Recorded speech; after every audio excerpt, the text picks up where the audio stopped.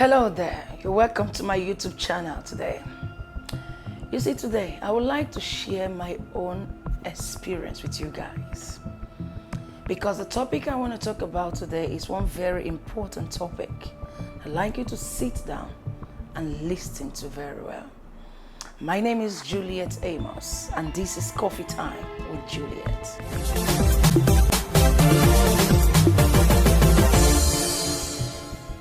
You know, Paula White once said that our messages is in our mess. So the truth is that your message is in your mess. Today on the show, I want to talk about overcoming challenges. But before I talk about it, I'd like to share a little story about the first time I experienced challenge in my life. You see, we all want the best in life. Once upon a time, there was a time I went to school. And when I got to the final stage in school, I got to my final year. After my final year, I had to do an extra year. At that time, I went to school to study mathematics and statistics. So I had to do my final year in school. And I finished my exam. And I was I was preparing myself to defend my project. As at then, my head of department, that is HOD, was my project supervisor. Suddenly, somebody came to call me. I was in the project room that particular day, project library. And the person said to me that, I saw your name with the examiner. And the examiner said that you are going to face a panel. And I said, why? The person said, I don't know. And so I went to the office of the examiner.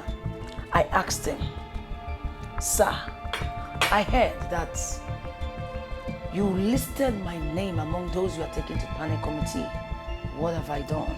He said, when you get to the panel, you will find out. I said, okay, no problem.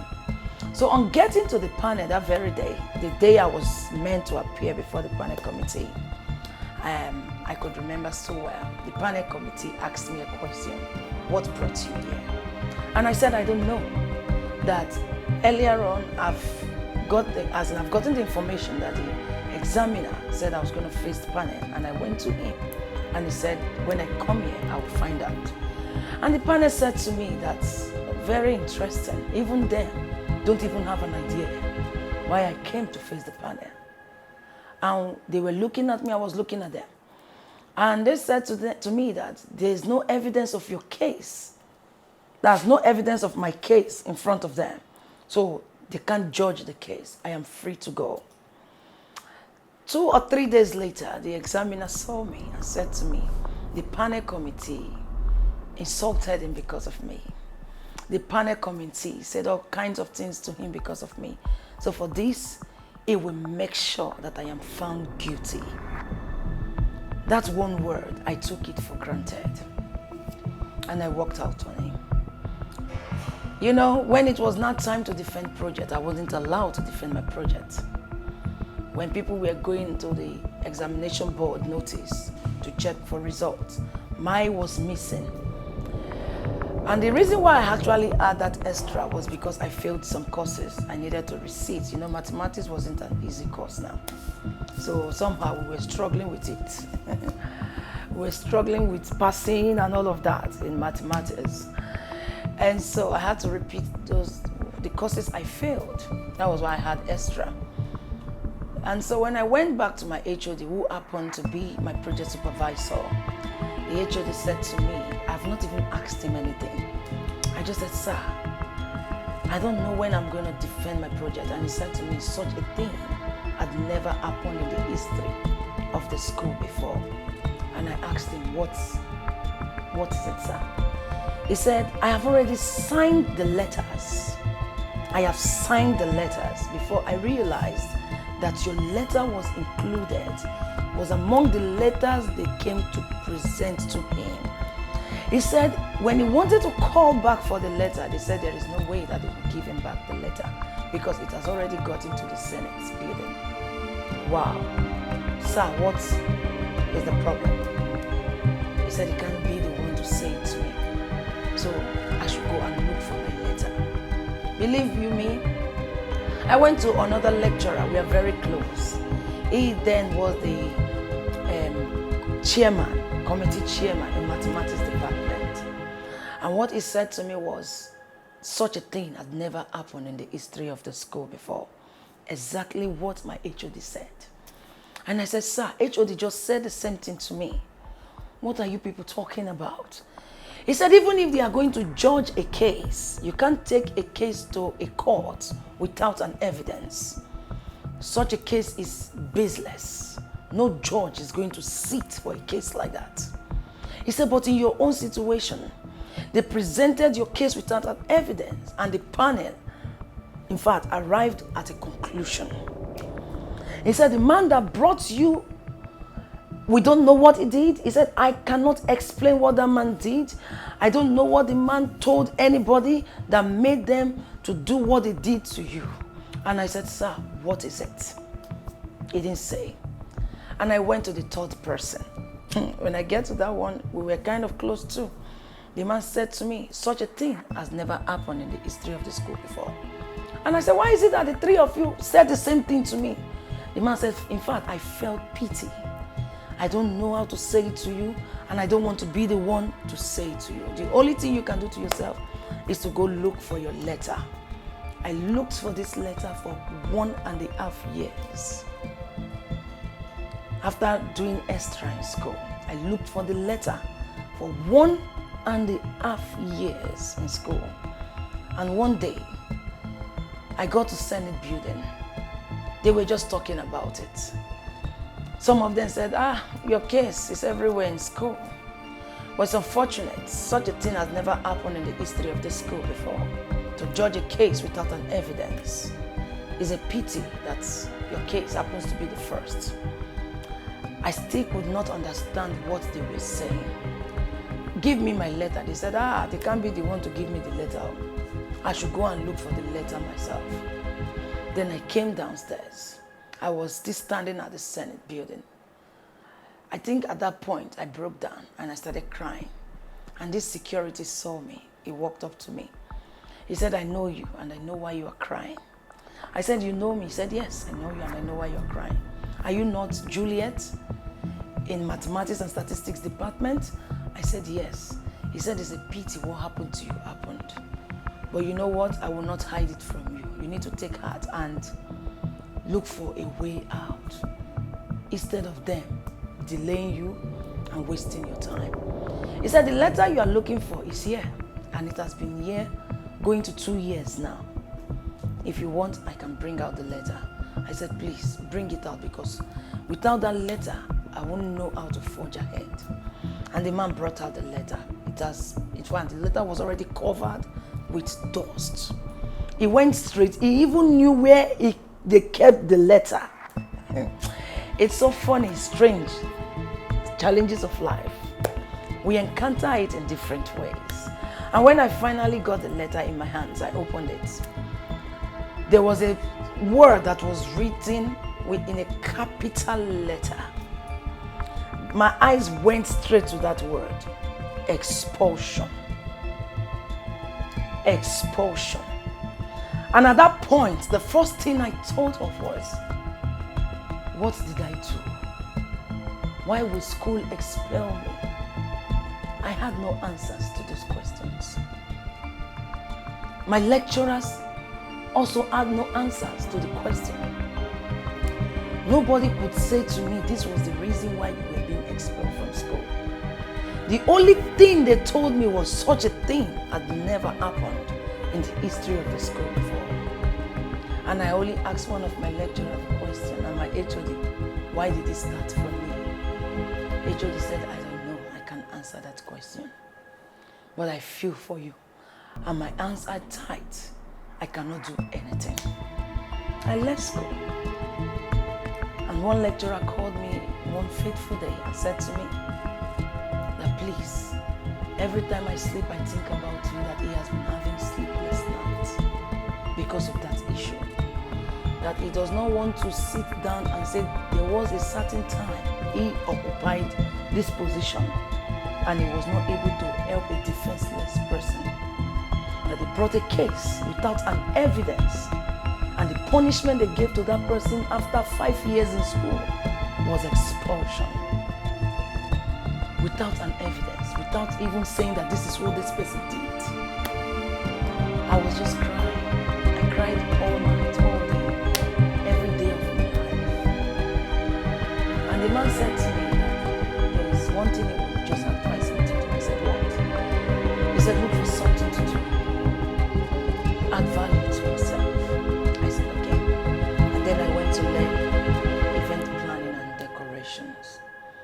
At the process of doing event planning, decorations, catering services, I met this young boy, a very young boy.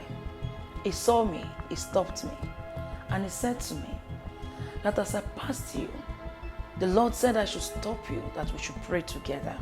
I'm a believer. I'm a very strong believer at that. So because the guy happens to be a very young boy, I said, okay, no problem. Let us pray then. We stood somewhere and we prayed. And he just said to me straight, as in straight, no, he didn't even merry-go-round. He said, you have an issue in school. And the Lord wants me to let you know that whatever happened to you in school, he was involved in it. And I said, what are you talking about? He said he wants you to go back to school and start all over again. But this time the course you studied in your last school is not your course. You are going to go back and study mass communications. And so the young man said to me that the course you studied in school before wasn't your right course. And so the Lord wants me to tell you that he is involved in it. Go back to school and study mass communications. I said to him that it's not true. And there was no way I would go back to school and start all over again and study. I don't even like reading notes. I don't like it for anything. You see that divide the X, calculating, I can't, even if I'm not so good at it, I was kind of used to it. So I can't think, what? I should go back to school? I don't even have literature in English. How would I do that? He said, that is what the Lord said. And he said, bye, he walked away. A month later, I went to visit a friend. And as I was there, a young man came in again. That young man happens to be a family friend. And he's also a pastor. He was looking at me, and my friend just jokingly said to him, why are you looking at my friend? You want to stop? You know, we laugh. And the young man, I laughed. She now said to me, don't mind me. He's a pastor. Don't look at him. He's a small boy, yes. But he's a man of God. And my friend asked him, you are looking at my friend so much. Do you have something to say? And I said, yes. We excused ourselves. In fact, we've not even prayed. We've not even said any prayer. The boy just said to me, you read mathematics and statistics in school. And you have an issue in school. And you have been crying. You have been crying bitterly. The Lord said you have been disturbing him with your tears. But he wants you to know that he is involved in whatever happened to you in school. I said, why? He said, because the course you went to study in school wasn't your course. Mathematics and statistics is not your course. You will go back to school and study anything that has to do with communications. And I said, communications? He said, yes. I said, somebody just said this thing to me a month ago. He said, that's what you will go back to. I said, but I don't have literature in English. I was never in the arts department. I've always been a science student all my life. He said, okay, you have to go back. I don't know how you're going to do it, but you have to go back to school because what you went to school to study isn't your course. Wow, I overcame. Of course, I went back to school and I went to study mass communications. It was in the process of studying mass communication, I stumbled into purpose. And so today, I want to talk about overcoming challenges. Of a truth, what Paula White said is nothing but the truth. Your message is in your mess. You see, we encounter challenges in life. Like I said, a lot of people don't understand why. But I'm going to use this to explain and define what I call challenge. I define challenges as things that melt us back to God's original purpose for our life. Challenges are pathways that lead us to a realistic destination, if only we can take note of the 3 points I am going to be pointing out this minute. Challenges are not to end our lives. Challenges don't come because God does not love us. We might be doing something that is not ours. And God has been using style to talk to us, but we do not pay attention to it. I struggled with mathematics at some point, not from the beginning, at some point. And there was something God was showing me right from the day I entered into that school. I didn't understand it. It's not that I didn't pay attention to it. I did, but I never understood it. I never understood it. I asked questions, but there was nobody to tell me what it means. In fact, people were attaching some silly stuff to it. Not until I had to go and start all over again, I now understood what God was saying to me from the beginning. I stepped my feet into that school. Challenges are not there to destroy us. Challenges are part of the process. Challenges, in fact, I used to tell people that challenges are among it. It's part of destiny. It comes when you miss your part in life. It comes to push you back into the original. If only you are patient enough to understand. Because in the challenges of your life, there are principles to learn. There are lessons to learn. And there is a way out of those things that you have learned. Because in those processes, that is where you carve out your purpose in life. Now, I'm going to use 3 points to illustrate how you can overcome the challenge of life. Number 1, confront your challenge. If you don't confront it, you will not overcome it. Fear is a syndrome. And the truth about life is that in order for you to be an overcomer, you must learn to kill the spirit of fear. Confront that fear. Confront it. Like I said in my previous episode, challenges are forces. Yes, the devil might have a hand in it, but God meant it for something good. You know, God uses the foolish things to confound the wise. So when the devil thinks that he's too smart, God is also playing his own on the ground, pushing you to the right place. So when you confront your fear, it helps you to gain a balance because you need it. If you don't gain balance in a time of pain, you will miss it. It helps you to gain a balance, and it helps you to see beyond where you are. I confronted my fear. There were people who would call me then and tell me, if I were you, I would have jumped into the lagoon. Imagine somebody telling you a thing like that in a time of difficulties. I have uncle who will say to me, don't associate yourself with me. Imagine someone telling you a thing like that when you are passing through a trying moment. At that point in time, you were not yourself.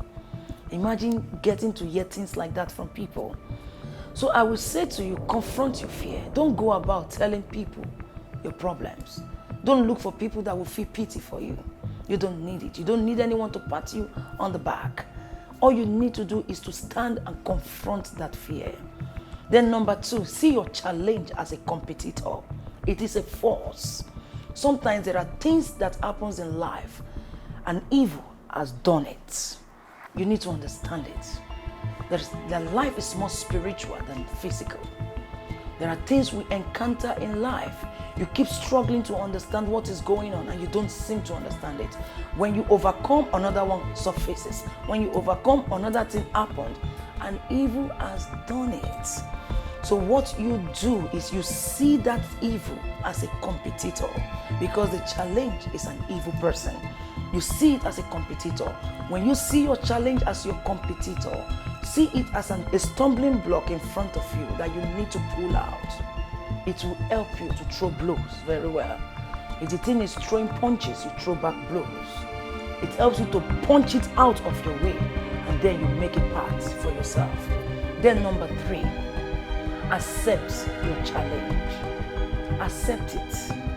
See it as a stepping stone to a new level. See it as a stepping stone that will skyrocket you to something greater. See it as something that you must go through in order for you to be where God wants you to be. Because when you accept the challenge, you'll be able to discover the principles in it, the lessons, and the path that has been carved out for you to follow. Then number 4, see things from the right perspective of life. What am I saying? Have the right attitude towards life. The right attitude was exactly what helped me. Do you know what that means? Find happiness in your pain. You are going through a tough time, find happiness in it.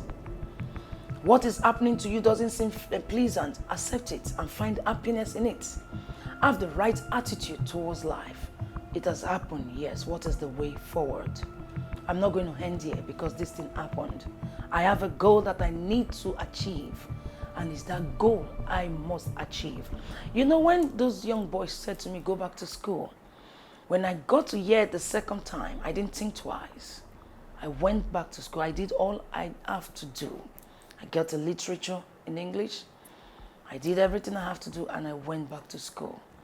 And eventually, I became a mass communication graduate. And I didn't just graduate, I graduated very well. So when you see challenges, you see things from the right perspective, it will give you a clear vision. If you handle situation with the right attitude, it will help you to understand the whole process. And so people, that is just one out of many. There are thousands of people that even had carryovers in school those days and they shot themselves. We have people like that. We have the records of those people. You don't need to commit suicide. You don't need to allow people to talk you down. I call those kind of people external factors. They are just negativities. You put them one side and move on with your life. Face your fear. You are the only one that can determine what you want to become with your life after God. Face your fear, confront it, and keep pushing no matter what it takes. So I'm going to recap again. If you must overcome your challenge in life, confront your fear. Number 2, see your challenge as your competitor because it has come to compete with you. He said that is there to weaken you or is there to strengthen you. That means it depends on how you accept it. Number 3, accept the challenge. It's just for a while. It will not last forever. Number 4, have the right attitude towards life. That is the most important in life. Find happiness in your pains. Happiness is one pill that I've realized helps us to heal faster in every difficult time. Find happiness in your pain. It's not easy, but if you make yourself happy, solution will come. And so I've come to the end of today's episode. I remain Juliet Amos, your favorite host. And if you've not subscribed to my YouTube channel, please don't fail to click on the red button. And also click on the bell so you can get notification whenever we upload a new video. And please, if you like an episode, click the like button. Share with your friends because there are people out there that needs to learn. The challenges of life are things that we cannot overlook. There are things that are with us and it will always be there because it is part of the process. Bless you. Bye for now and have a fantastic weekend.